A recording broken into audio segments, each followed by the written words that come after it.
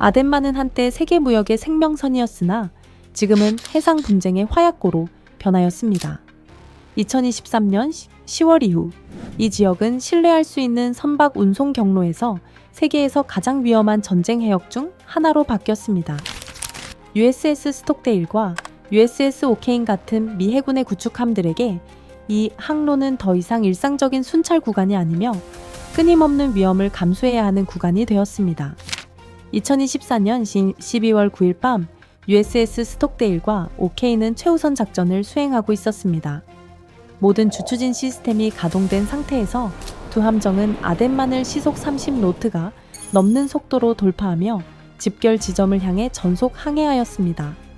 이들의 임무는 미국 국적 상선 3척을 불안정한 아덴만 해역과 홍해를 거쳐 수에즈 운하까지 안전하게 호송하는 것이었습니다. 과거에는 표준적인 해군 호위 임무로 여겨졌던 이 작전은 결코 평범하지 않았습니다. 정보에 따르면 2023년 말 이후 해당 지역에서는 후티 반군의 공격이 100건 이상 발생하였으며 드론 군집, 대함 미사일, 기로회, 고속정, 헬리콥터 침투 시도 등 다양한 형태로 이루어졌다고 확인되었습니다. 이 해역은 마치 이라크 전쟁 당시의 아이리시 루트처럼 언제든 폭력이 터질 수 있는 장소와 같았습니다. 규정에 따라 구축함들은 호송 작전 전에 사전 브리핑을 실시하였습니다. 한 척은 선두를 맡고 다른 한 척은 후미를 담당하였습니다. 세 척의 상선은 단일 열을 형성해 선도함을 따르도록 하였습니다. 정보 분석 결과 가장 높은 공격 가능성은 우현 방향에서의 접근으로 판단되었습니다. 이 경우의 대응 방안은 명확하였습니다.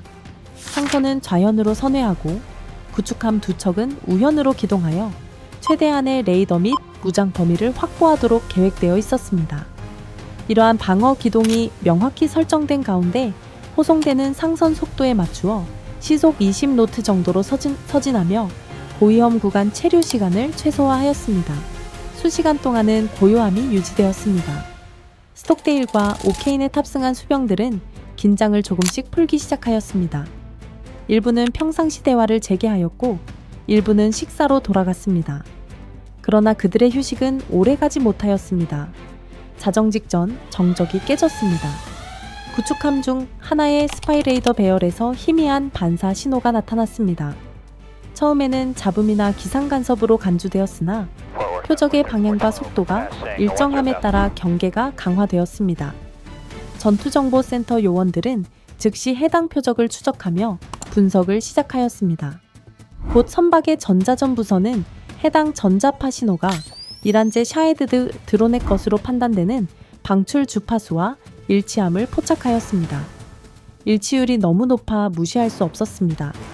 표적은 즉시 자폭 드론으로 재분류되었습니다. 즉각 전투 배치 경보가 발령되었습니다. 모든 수병이 각자의 전투 배치 지점으로 달려갔습니다.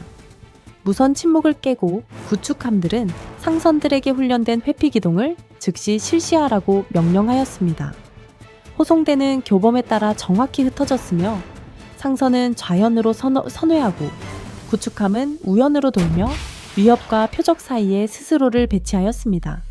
하지만 후티 반군은 한 발 앞서 있었습니다. 우크라이나 전쟁에서 차관한 전술을 적용한 후티는 드론 공격을 주력 타격이 아니라 교란 수단으로 활용하였습니다. 그들의 목표는 미군의 주의력과 탄약을 소모시킨 후 진짜 위협인 대함 미사일을 투입하는 것이었습니다. 이러한 다층 공격 교리는 이미 사용된 바 있으며 미 해군은 그 교훈을 익히 알고 있었습니다. 미군은 고가의 미사일을 드론 요격에 사용하지 않고 프랑스 전투기 한 대와 미 해군 헬리콥터를 투입하여 무인기를 격추시켰습니다. 이로써 구축함의 미사일을 보다 치명적인 위협에 대비하여 보존할 수 있었습니다. 예상대로 곧 본격적인 공격이 이어졌습니다. 이란제 대함 순항 미사일이 음속에 가까운 속도로 호송대를 향해 돌진하였습니다. 그러나 방어 측은 이미 대비하고 있었습니다. 구축함 한 척이 표적을 포착하여 SM-2 지대공 미사일 여러 발을 발사하였습니다. 요격은 거의 완벽하였습니다. 미사일은 공중에서 산산이 부서져 파편이 되었고 레이더 화면에서는 사라졌습니다.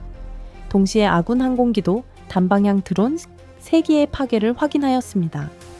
즉각적인 위협이 제거된 이후에도 구축함들은 밤새 전투 배치 태세를 유지하였습니다. 후티 반군은 추가 공격을 시도하지 않았습니다. 그러나 질문은 남습니다. 어떻게 이 지경에 이르게 되었는가? 그 뿌리는 2023년 10월 하마스가 이스라엘을 선제적으로 침공한 데에서 비롯됩니다. 그 이후 후티는 이란의 이른바 저항의 축기라는 우산 아래 공격을 강화하였습니다. 이 네트워크에는 하마스, 헤즈볼라, 이라크와 시리아 내 민병대, 그리고 후티가 포함되어 있습니다. 이 단체들은 전술이나 자원 면에서 차이가 있지만 공통적으로 이란의 자금, 훈련, 무기, 전략적 목표를 공유하고 있습니다. 테헤란의 목표는 서방의 이해를 교란시키고 이스라엘을 대리로 응징하는 것입니다. 홍해와 아덴만을 잇는 주요 해상 요충지인 바벨만데브 해협은 이 전략의 핵심 지점입니다. 전 세계 무역의 약 12%가 이 수로를 통과합니다. 이곳이 마비되면 세계 경제 전체에 파급 효과가 발생합니다. 2023년 말 이후 푸틴은 기뢰에서 자살보트에 이르기까지 모든 수단을 동원하여 이 항로를 차단하거나 공포에 빠뜨리려는 노력을 지속하고 있습니다. 많은 경우 이들은 이스라엘 선박이 아닌 단지 표적 데이터가 확보된 모든 선박을 무차별적으로 공격하고 있습니다. 이에 대응하여 미국은 해상 안보를 보장하기 위한 다국적 임무를 주도하고 있습니다. 2024년 12월 9일의 교전은 미 해군 함정들이 이러한 적대적 해역에서도 생존하고 주도권을 확보할 수 있도록 해주는 최첨단 방어 체계를 잘 보여줍니다. 이 능력의 중심에는 스파이레이더 시스템이 있습니다. 이는 해상에 배치된 레이더 체계 중 가장 강력하고 정교한 시스템 중 하나입니다.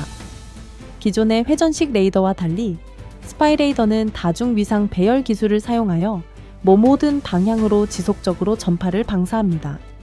수신기는 매우 정밀하여 200에서 300 해리 거리의 표적도 추적할 수 있습니다.